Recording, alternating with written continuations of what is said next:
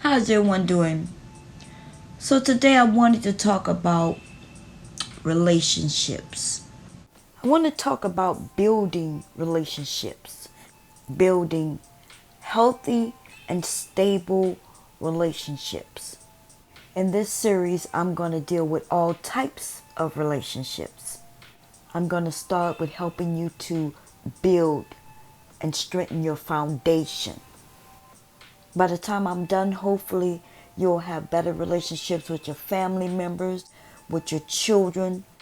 You'll have better relationship with coworkers, and most definitely with potential mates. And if you are already married, then I promise you, by the end of this series, you will have a better understanding of your relationship. The first thing I'm going to focus on is the love map. What is a love map, you ask? Well, think of it this way. If the relationship symbolizes the house, then the love map symbolizes the foundation. The things that you believe about relationships comes from somewhere. Generally, from birth, we start learning about relationships and how to deal with others.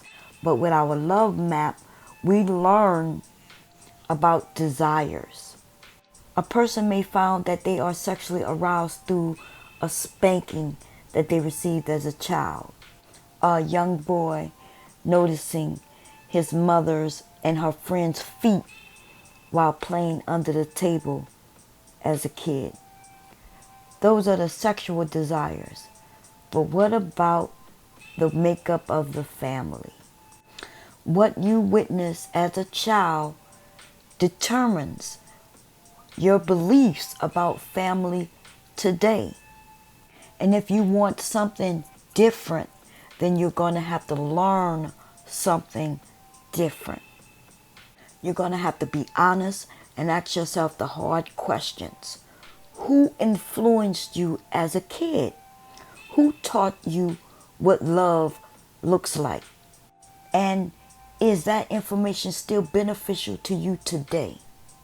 You know, admitting that what you was taught isn't correct doesn't mean that you placing blame.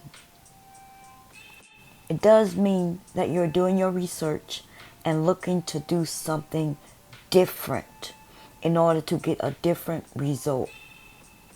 There are a lot of parents who recognize now what they've done wrong back then, understanding that they were terrible mothers and fathers, but they want to be better grandparents, all while judging the parenting skills of their children, not wanting to acknowledge that the faults of their children comes from them. Our children are a product of the environment in which they grew up in. Even as adults, we tend to reach back into our memory banks to help us to make decisions and to solve issues. But at some point, the cycle revolves and the responsibility is then placed on ourselves. It's time for us to stand up for ourselves and to make sure that we do right, not only by ourselves, but our children. If you was raised one way, but you want something different for yourself and your children, it's your responsibility to do the research and to make that happen. A lot of people play this game of perception. They want people to think things are one way.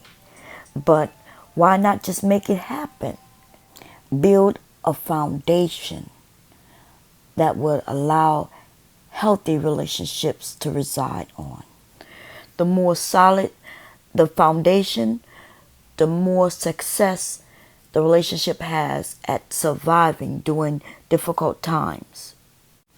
The foundation doesn't prevent issues within a relationship, but it can help relationships weather through the problems and the storms.